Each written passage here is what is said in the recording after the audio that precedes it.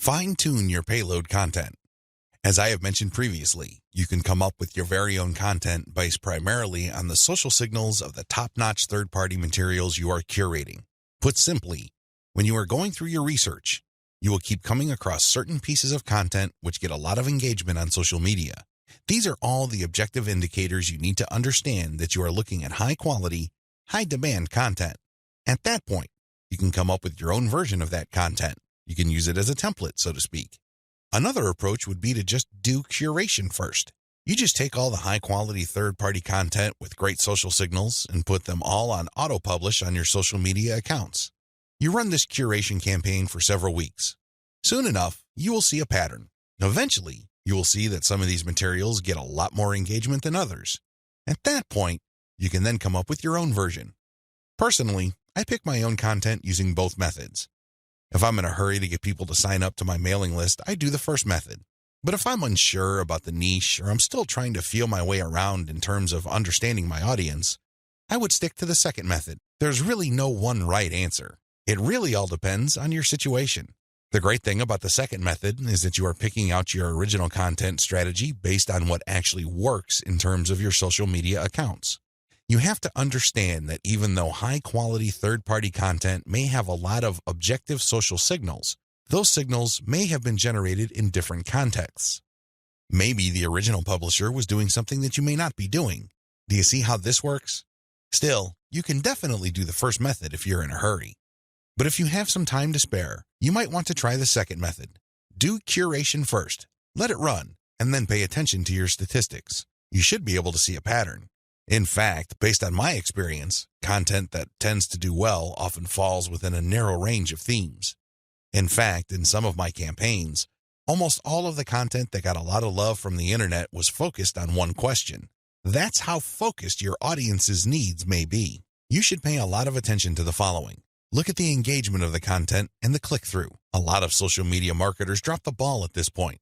They think that it's all about engagement. I'm telling you, regardless of how many likes, shares, or comments a piece of content gets, if people don't click through, those engagement signals are not worth much. Remember that at the end of the day, you want traffic. That's the whole reason why you're doing this in the first place. Getting caught up in how many shares, likes, or comments you get is not going to do you any good. You have to always pay attention to the click-through. There has to be some sort of ratio between total engagement and click-through. The higher the ratio of the click-through, the more attention you should devote to a piece of content. Study high click-through and high engagement content closely. Now that you have identified curated content that performs well, the next step is to analyze them with a fine-tooth comb. Ask yourself, what problems are people interested in when they read this piece of content? How are these pieces of content positioned or presented? Do they use some sort of emotional headline? Do they use subheadings that ask questions? Do they drag the person along? Or do they just lay out the information dead center? Pay attention to cosmetic issues. People do judge a book by its cover, and blog posts and articles are no different. How are these materials formatted? Do they have big pictures? Do they have header pictures? Do they use diagrams? What are they doing exactly? Once you've answered all these questions and you're comfortable with the answers you got, the next step is to create your own content specification sheet. This is going to be your template. Now, make sure that you're not just basing it on one successful piece of content.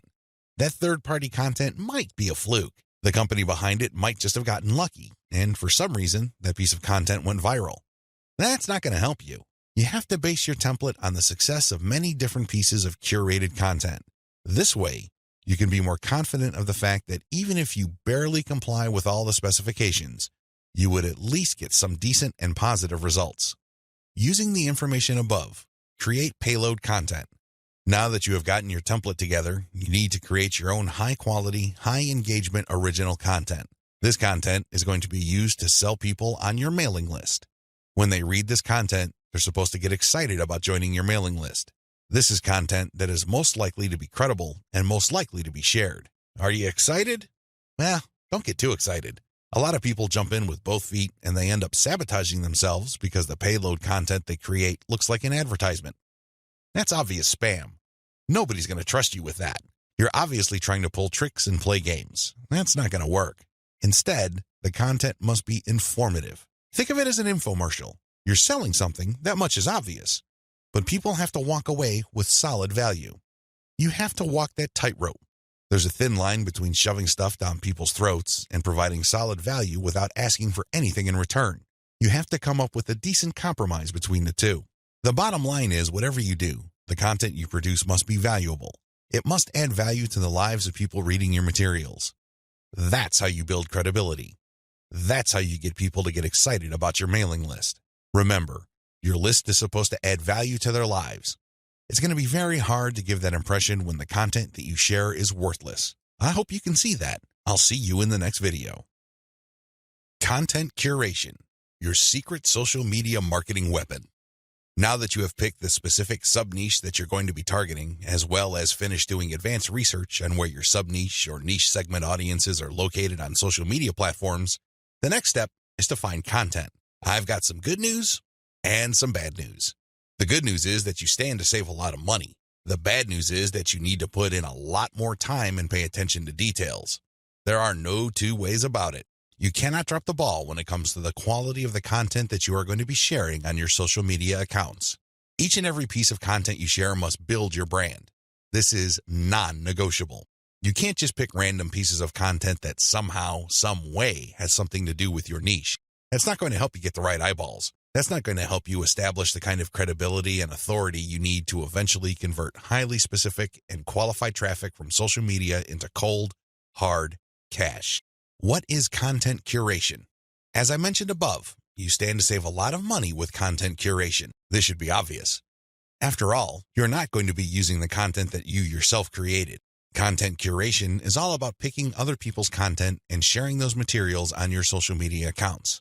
This creates a win-win situation. Since you're sharing links and descriptions of such content, the creator of that content gets free traffic. You, on the other hand, get to build up your credibility because people are rewarded for following your accounts with highly targeted, highly specific, value-added content. Everybody wins. The user wins, you win, and of course, the original content creator comes out ahead. This is how it's supposed to work. You win big time because you save a tremendous amount of money not having to create a huge amount of original content. If you've ever tried to write your own stuff or outsourced content creation, whether in the US or to other parts of the world, it can get quite expensive very quickly. Content curation enables you to build credibility with your audience in a very inexpensive way. You use other people's content. You get to entertain them, build credibility, and gain their trust.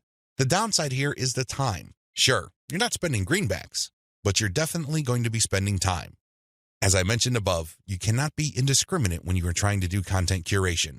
Whatever goodwill you have built up for your brand will go up in smoke if people catch on to the fact that you are just randomly curating and spreading low-quality content that may have something to do with your niche. That's not going to cut it, not by a long shot. Adopt the right content curation strategy. Now that you know where your target audience members are on social media platforms, you build credibility by populating your social media accounts with highly credible, high-authority third-party content. This is called curation. In between those materials, you're going to be sharing your own original content.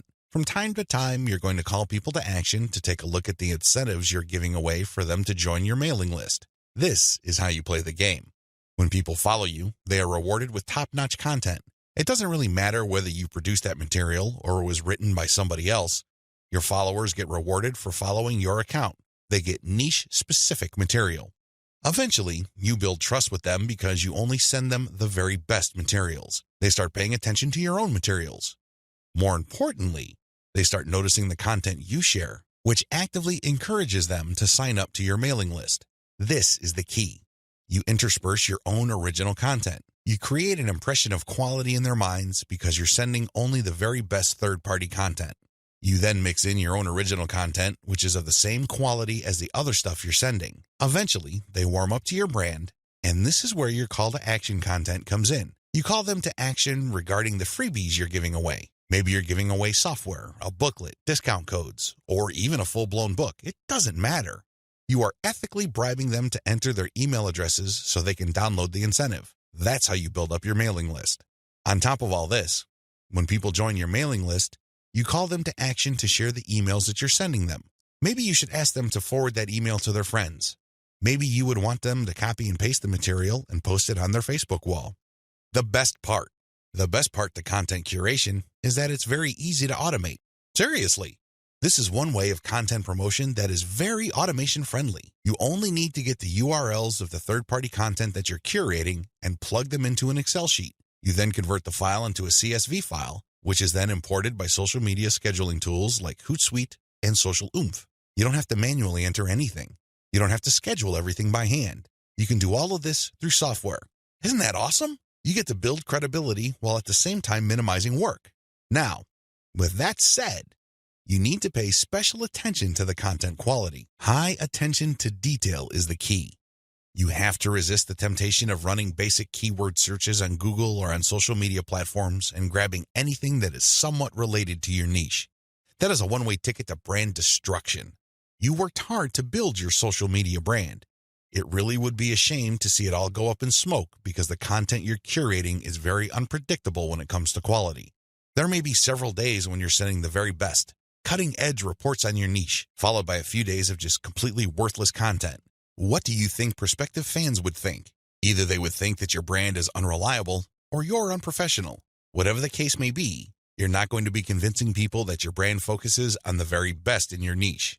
You need to be very discriminating when you select your content. You have to read through the materials. Make sure that the content is alive, updated, and well-written. This, of course, takes time. The trade-off, obviously, is that you don't have to spend money. Regardless, you need to pay close attention to the content that you're sharing because it represents your brand. The quality it contains either makes your brand look good or erodes your brand. It's your choice.